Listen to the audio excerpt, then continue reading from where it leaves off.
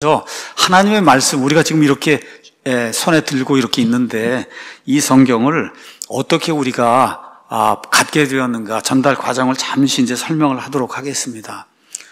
우리가 이제 하나님이라고 번역했는데 영어에는 God이라고 하는 단어가 나와요. God, G-O-D. 그렇죠? 자, 그러면 신이라고 하는 어떤 존재는 저하고 여러분 같은 사람하고는 달라야 될 거 아니에요? 그렇죠?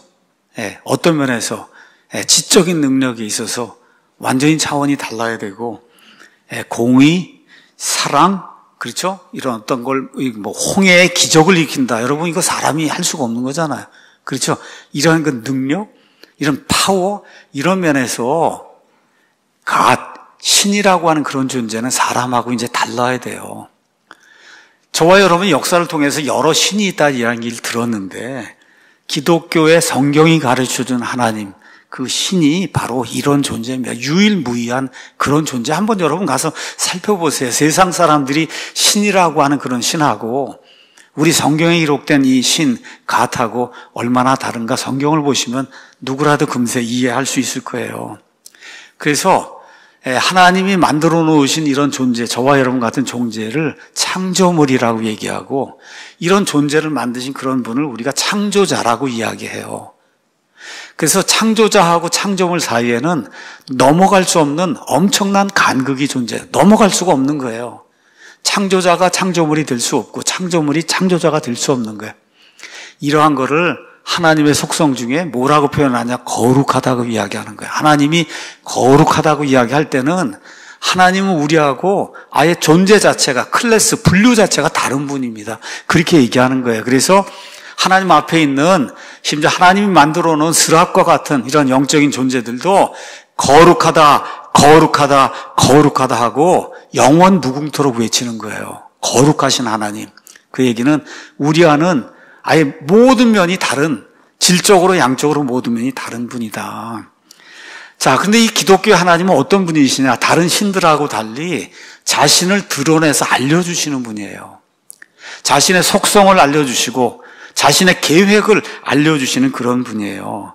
이렇게 하나님이 자신을 드러내는 행위를 신학적인 용어로 계시라고 이야기합니다. 계시.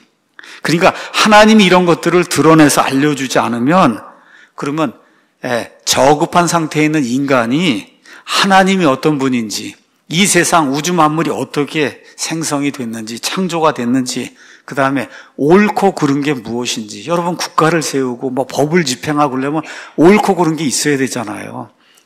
하나님이 이것이 옳다, 이것이 그르다고 알려주지 않으면 인간 스스로 할 수가 없는 거예요. 또 영원한 생명이 있다. 하나님이 하나님의 형상대로 사람을 만들어서 인간이 영원 무궁토록 산다고 하는 이런 것들, 천국이 있고 그래서 지옥이 있고 이런 것들을 하나님이 알려주지 않으면은 우리 스스로 알 수가 없습니다. 근데 성경의 하나님은 이런 모든 것들을 구체적으로 하나하나 다 알려주세요. 근데 그거를 말로다가만 해서 허공에다 이렇게 이런 말씀으로 알려주는 게 아니라 객관적인 형태로 알려주세요. 다시 말해 인간이 볼 수 있는 글과 책의 형태로 자신을 드러내어 알려주십니다. 객관적인 그런 형태로. 자, 그럼 이런 계시를 이제 하나님이 주시면서 사람이 그거를 기록하게, 하나님의 계시를 기록하게 하는 그런 행위를 영감이라고 이야기해요. 영감은 영어로 inspiration 이렇게 돼 있는데 들어가는 거예요. 뭐가 들어가냐? 스피릿이 들어가는 거예요. 하나님의 숨, 하나님의 영이 이 인간들이 기록하는 그런 그 단어들에 이렇게 들어가는 거예요.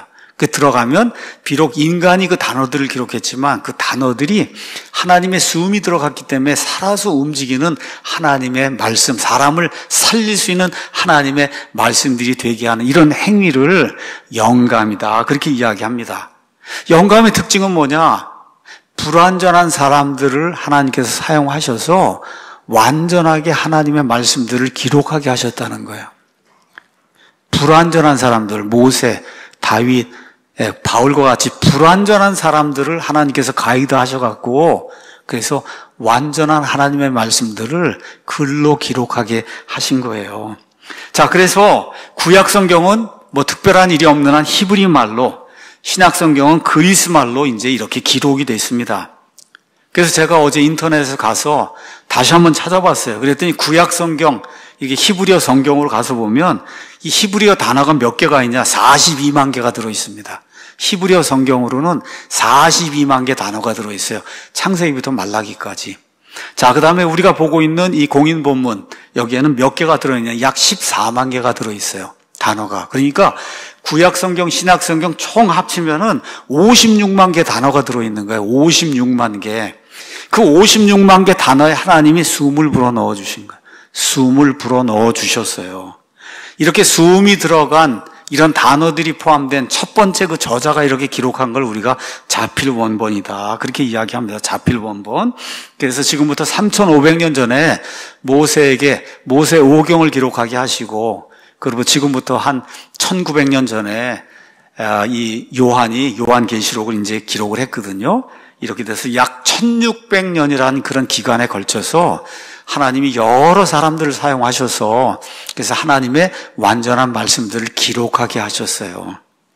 자, 그 다음에 이제 어떤 것이냐? 보존이라고 하는 것이 있습니다. 자, 시간이 지나면서 자필 원본이 닳아서 없어지게 되니까 이것들을 손으로 옮겨갖고 그래서 필사하는 그런 과정을 통해서 사본들이 이제 생성이 되게 됐습니다. 사본들이 생겨난 거예요.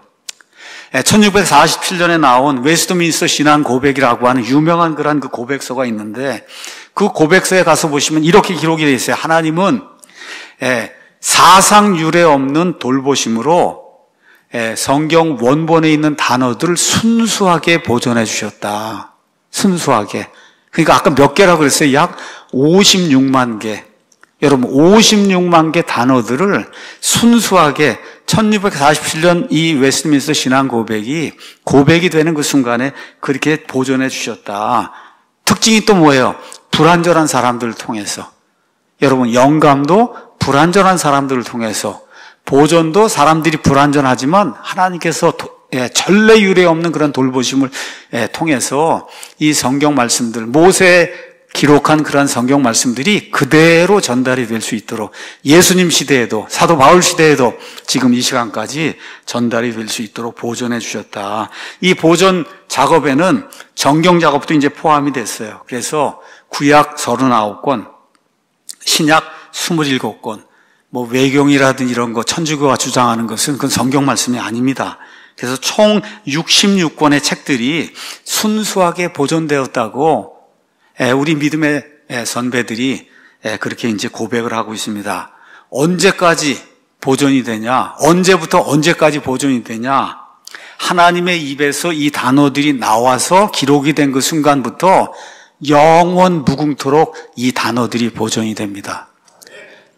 약 56만 개의 그 단어들이 영원 무궁토록, 우리 예수님이 우리 아이디 오늘 나와서 했잖아요. 마태복음 24장 35절. 뭐라고 그랬어요? 뭐라고 기록이 되어 있어요? 거기 가서 보니까 24장 35절에 하늘과 땅은 없어지겠으나 내 말들은 없어지지 아니하리라. 예수님이 직접 말씀해 주셨잖아요.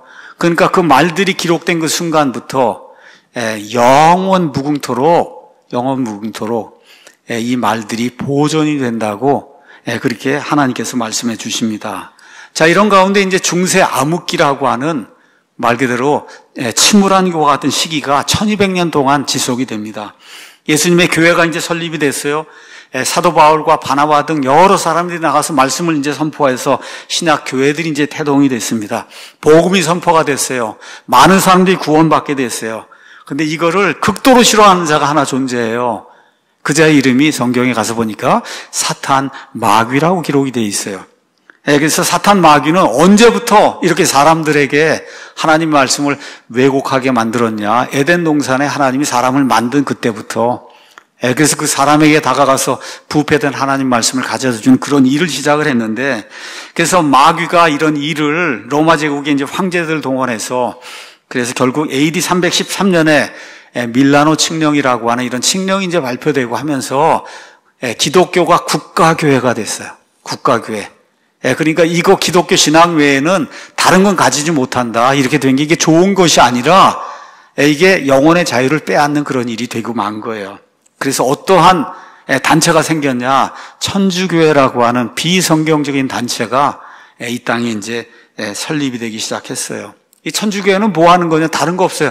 구약시대 제사장 체계로 돌아가서 그래서 하나님과 그 다음에 이 사람 사이에 막힌 담이 없이 이제 얼마든지 들어갈 수 있는 신약시대가 열렸는데 다시 구약시대로 되돌려놔서 프리스트, 제사장이 중간에 서서 그래서 하나님과 사람 사이의 중보 역할을 하는 예수님이 제일 미워하시는 이와 같은 시스템을 이제 도입을 하고 성경 말씀이 최종 권위가 아니고 사람의 우상, 사람의 말, 특히 교황의 말, 여러 가지 전통 이런 것들이 성경 말씀 위에 가는 이와 같은 헛된 시스템을 이제 만들고 성경을 그대로 두면 안 되겠으니까 성경을 금서 목록에 올려서 이건 절대 읽으면 안 된다.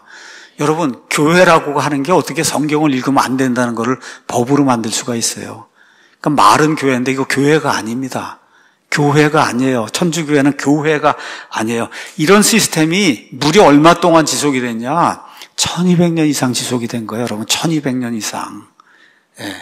그래서 믿지 않는 세상의 역사가들도 이 시기를 중세 암흑시대라고 이야기하는 겁니다. 중세 암흑시대. 온 세상이 깜깜한 거예요. 빛이 없는 거예요. 정말 그 안에서 구원받는 사람은 찾아보기 어려운 그런 시대가 무려 1200년 동안 온 세상을 뒤덮었어요.